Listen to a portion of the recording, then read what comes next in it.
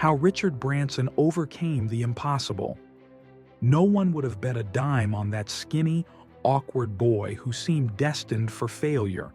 Richard Charles was born surrounded by uncertainty. From a very early age, the world made it clear he didn't fit in. While others followed the rules, he stumbled over them. His brain seemed to speak a language the system refused to understand. At school, Branson was seen as a walking disappointment. His teachers didn't hide their disdain. "Either you change, or you'll be a failure for the rest of your life," they repeated. But Richard couldn't change. Not because he didn't want to, but because he couldn't. Dyslexia. A cruel, heavy word. One that, at the time, came with no understanding, only rejection. He grew up feeling stupid. Letters got scrambled. Numbers became impossible codes. And this didn't just scratch his self-esteem, it crushed it. Day after day, school didn't feel like a place to learn, but a battlefield. An environment that constantly reminded him he was different, and therefore incapable. But there was something inside Richard no one could see. A restlessness. An almost unbearable voice screaming, "You weren't born to be like the others." He didn't fully understand what it meant, but he knew that if he followed the path everyone pointed to, he'd die inside.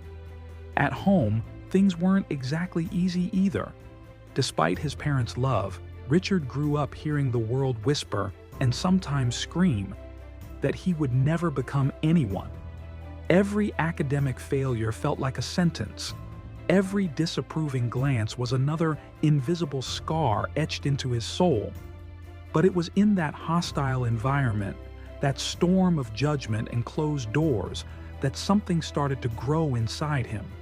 Anger, deep indignation, a fire that said, "If you think I can't do it, then just watch." And that fire was about to become something much greater. School didn't just fail Richard Branson. It tried to destroy him. Every test, every roll call, every unlearned lesson was a cruel blow to his confidence. At 16, he made a decision most would call social suicide. He dropped out. The dyslexic kid, labeled incapable, was now officially out of the system. No diploma, no future, no hope, at least from the world's perspective. But what no one understood was that in that exact moment, he was actually setting himself free. Free from the chains trying to force him into something he could never be. The academic world didn't fit him. The ordinary rules didn't fit him. And ironically, that was exactly what would make him unstoppable. While his classmates followed the standard path, school, college, job, Branson dove into a completely different universe. The universe of the restless, the rebels, the ones who make their own rules. And that's when his first spark was lit. With no money, no connections, no safety net, he decided to create a magazine. Yes, a magazine. It was called Student, and it was run by a kid who barely knew how to write properly, an idea that bordered on absurd. But for Richard, the impossible always tasted like a challenge. With every door slammed in his face, every no spit at him, his obsession only grew. He chased interviews, sponsors, content. He barely slept. He ate poorly. He lived under the constant weight of failure breathing down his neck. And yet, he kept going. Because deep down, he knew. No one was coming to save him. He'd have to be his own hero. The magazine started small, almost invisible. But the kid rejected by school was about to prove he didn't need permission. He was beginning to build an empire. The early success of Student ignited a hunger in Richard that would never be satisfied. But it wasn't a hunger for money. It was a hunger for freedom, for breaking chains, for proving, not just to the world, but to the wounded boy inside him, that he was so much more than what they had told him. But life doesn't hand anything over easily. Money was tight. Debts were knocking. And to survive, Branson did something few would dare. He started operating outside the law. He created an informal mail-order record business, dodging taxes and customs. To the government, he was a criminal. To him, he was just a desperate young man fighting a system that had never given him anything. The operation was risky. With every box of records shipped, with every cent that came in, he knew if he got caught, it was all over. But the alternative, failure, giving up, returning to mediocrity, was far more terrifying than any prison. And it was right in the middle of that chaos, that dangerous gamble, that a new idea began to take shape. An idea that, once again, sounded absurd to anyone else. Create his own record label. Yes, the kid the school had labeled useless now wanted to take on the giants of the music industry. But turning that idea into reality wouldn't be easy. There were debts, tax threats, doubt from all sides. Investors laughed in his face. Friends told him to stop before it all collapsed. But what they didn't understand was that Richard Branson was never made to bow down. And so, in the middle of fear, illegality, and disbelief, the first seed was planted of what the world would come to know as Virgin Records, a company born not from stability, but from chaos. No one, absolutely no one, took that skinny British kid with messy hair and a cheeky smile seriously. The music industry was run by sharks, giants that crushed anyone who dared even think of competing. And yet, that's exactly what Richard Branson planned to do. His office, a makeshift store, no structure, no luxury, no sign of success. His capital, debt up to his neck. His team, friends just as crazy as he was. But he had something no money could buy, an almost pathological obsession with breaking the impossible. When he founded Virgin Records, Richard didn't know a thing about contracts, production, or distribution. But he knew one thing. People were tired of the obvious. And it was that insight that led him to bet where no one else would. On the marginalized bands, the rejected artists, the sounds major labels called garbage. That's how, amid general disdain, he signed an experimental band called Mike Oldfield and released the album Tubular Bells. A bizarre, long, vocal-free record that any sensible executive would have thrown in the trash. But Richard wasn't sensible. Never was. Never wanted to be. The risk was absurd. If that album flopped, it would be the end. The end of the label. The end of his freedom. The end of the dream. He was putting everything on the line, absolutely everything. His reputation, his already non-existent money, his life. It was entrepreneurial Russian roulette. But when Tubular Bells exploded on the charts, something shifted. For the first time, the world looked at that underestimated kid and realized that maybe, just maybe, he was actually dangerous. Because he wasn't just breaking the rules. He was winning, precisely because he never played by anyone else's. The success of Tubular Bells didn't bring peace. On the contrary, it brought war. Because now, the giants started seeing Richard Branson not as a delusional kid, but as a real threat. And when you become a threat, the game stops being fair. The major labels began to move. Obscene offers to steal his artists, scheming contracts designed to destroy his label, lawsuits, pressure.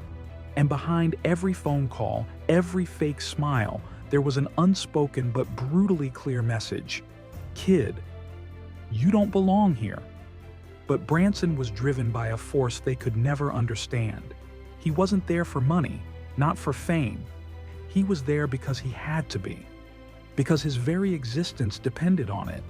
He was that dyslexic, rejected kid who turned every humiliation into fuel. And now, he was willing to go as far as it took. In that suffocating atmosphere, Richard made his craziest move yet. If the labels wanted to crush him, he wouldn't just fight back, he would expand. That's how Virgin stopped being just a record label and started becoming an empire. Record stores, studios, indie labels. But the bigger the dream, the heavier the cost.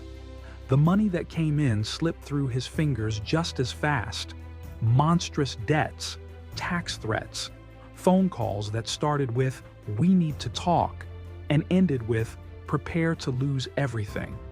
And in the middle of that chaos, Richard woke up every day with one crushing certainty: either I break or I break the world. The clock was ticking, and the abyss was getting closer by the second. To the public eye, Virgin looked like a rocket in full ascent. Success, wealth, fame. But behind the scenes, the picture was terrifying. Crippling debt, tax agents knocking, lawyers pressuring, and the constant weight of a system that wanted to crush him. The British government decided to go after him with full force. They accused Branson of tax evasion in his mail-order record operation, the same one that, years earlier, had been his lifeline. Now, that survival tactic was turning on him. Like a ticking time bomb ready to explode, he was arrested, handcuffed, publicly humiliated. They dragged his name through the mud. In the young entrepreneur's mind, the world felt like it was collapsing. His hands trembled. His entire body pulsed with one piercing question: is this how it all ends? But even at rock bottom, that fire inside him, that old fire, wouldn't go out. Richard Branson used every second in jail to plan his comeback. He called lawyers, negotiated, sold assets, mortgaged what he didn't even own. He fought like a cornered animal, because it was that, or be devoured. He got out of prison, but not unscathed. He was forced to pay massive fines. He had to sell parts of his business. And for a while, he hovered on the edge of total collapse. But one thing became crystal clear. To him and to his enemies, he wouldn't be destroyed that easily. And in the middle of chaos, humiliation, and near ruin, Richard realized something. If the system wanted to bring him down, then he had to do something even more insane. Something no one would expect. Something that would change his life and the world forever. To any sane person, coming out of near bankruptcy would mean being more cautious, more conservative.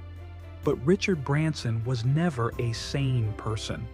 While the world expected him to retreat, he looked up at the sky and decided to do the unthinkable. In the midst of debt, trauma, and open wounds, an idea was born that sounded more like a bad joke: start an airline. Yes, the boy who barely finished school, the businessman who almost lost everything, now wanted to take on the giants of global aviation. Experts laughed. Banks refused financing. Friends tried to talk him out of it. "You're going to destroy yourself, Richard. This is business suicide." But to him, it was simple. If I don't do it, I'm already dead inside. And so, fueled purely by instinct, stubbornness, and madness, Virgin Atlantic was born, a company created by someone who knew nothing about planes, but everything about breaking systems. But the universe, once again, decided to test him. Before the first flight even took off, threats surfaced: boycotts, lawsuits, sabotage disguised as regulations. Major airlines did everything, absolutely everything, to bury him before takeoff. But Branson thrived on chaos. And once again, when everyone bet on his failure, he proved this wasn't luck. It was an obsession with making the impossible happen. If founding an airline seemed like madness, keeping it alive was suicide. Because the moment Virgin Atlantic made its first flight, the war began. And it wasn't a metaphor. It was real, dirty, ruthless. British Airways, massive and untouchable in the UK market, decided Branson and his band of lunatics had to be crushed. What followed sounded like a movie.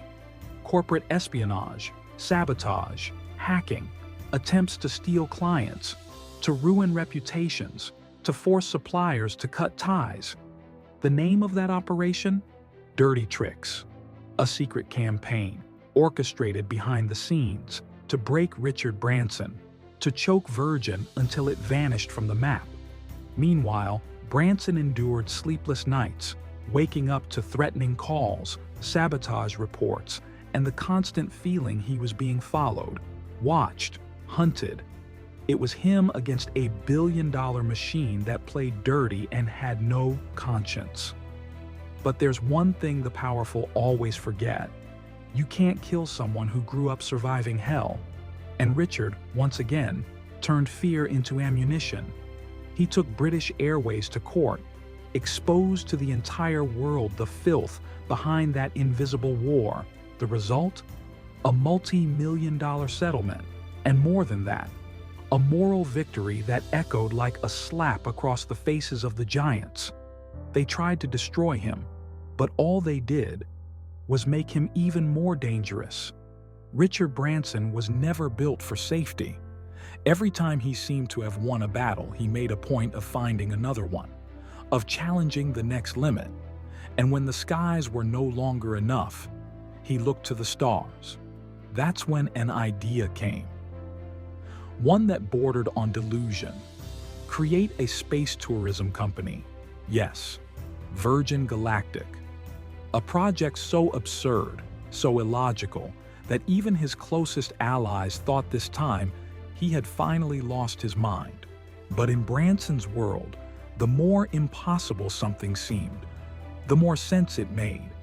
He started pouring millions, money he didn't even have, into experimental technologies, questionable prototypes, and research that, at best, looked like science fiction. The experts laughed. The press called it madness. Investors looked at him with pity or contempt. But there was one thing no one could destroy: that fire, that old fire burning since childhood, that voice that said every single day, prove them wrong. But playing with rockets comes at a cost, a high cost. And more than just money, it demands blood, sweat, and lives. Every failed test, every explosion, every split second when everything could go wrong only reinforced one brutal truth: the impossible does not forgive amateurs. And once again, Richard found himself on the edge of collapse, risking everything, betting everything, knowing that if this failed, there would be no return, no forgiveness, no second chance. The impossible isn't some poetic concept. The impossible collects, and it collects hard. On Richard Branson's journey to the stars, the price came, in the cruelest form imaginable. During one of Virgin Galactic's test flights, tragedy struck. The engine failed. The rocket disintegrated mid-air. And on the ground, there weren't just shards of metal. There were pieces of dreams, of hope, and of human lives. One pilot died instantly. Another was gravely injured.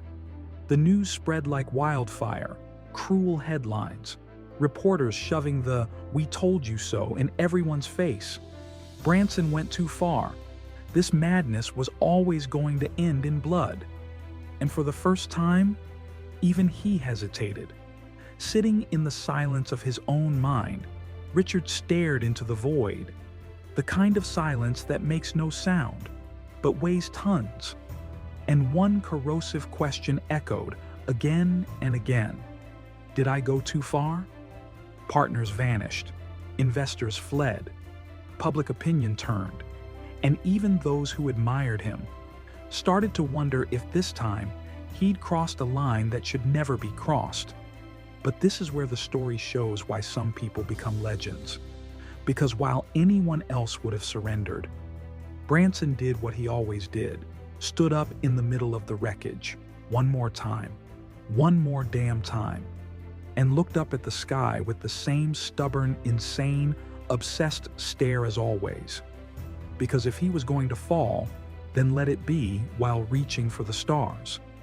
After the tragedy, Richard Branson could have walked away. He could have buried his dreams beneath the ashes of failure. But giving up wasn't in his DNA.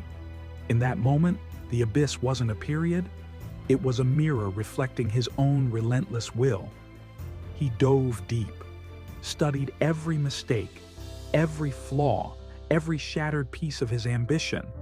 With almost terrifying clarity, he realized that the path to the impossible isn't a straight line.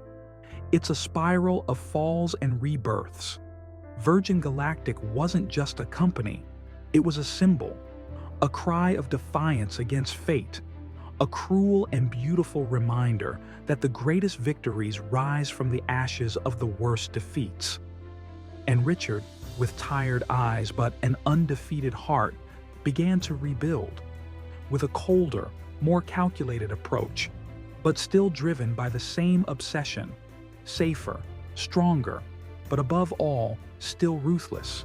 Because in the end, what matters isn't how many times you fall, but how many times you rise ready to break the impossible again. Today, Richard Branson is not just an entrepreneur, he's a living legend, a symbol that the impossible can be challenged, shattered, redefined. His life is a series of battles that seemed doomed from the start, and yet, he won. But Branson's victory isn't in headlines, or billions earned, or space flights. It's in the fire he lit inside everyone who's ever doubted themselves. In the raw, real, brutal example that failure is not the end. It's just part of the way. He showed us that it's possible to face giants, break walls, challenge the sky, and come out the other side, scarred, wounded, but alive. Because deep down, Richard Branson is more than a name. He's living proof that real strength doesn't lie in avoiding the impossible. It lies in embracing it every day with courage, madness, and a heart that refuses to quit. As long as there's a dream that seems out of reach, as long as there's a frontier to be broken, Branson will be there. Fighting, falling, rising, breaking boundaries. Because at his core, he's not just a man. He's proof that true dreamers are unbreakable. Today, Richard Branson's empire spans countless industries, all reflecting his relentless pursuit of challenge and innovation. Some of his most iconic ventures include Virgin Atlantic, the airline that broke paradigms in commercial flight; Virgin Galactic, his ambitious space tourism project; Virgin Records, the label that revolutionized the music industry; Virgin Mobile, a telecommunications brand present in multiple countries; Virgin Hotels, luxury hospitality with a rebellious twist; Virgin Voyages, a cruise line for modern, adventurous travelers; Virgin Money, financial services and banking; Virgin Active, a global gym chain. Each of these carries Branson's signature: boldness, innovation, and the drive to prove that for him, the impossible is just the next challenge to be shattered. If this story lit a fire inside you, if you've ever been told you're not enough, or felt like the world was built to keep you small, then don't leave without claiming your space. Subscribe to the channel, hit the notification bell, and get ready, because every week we rise again to break the next impossible.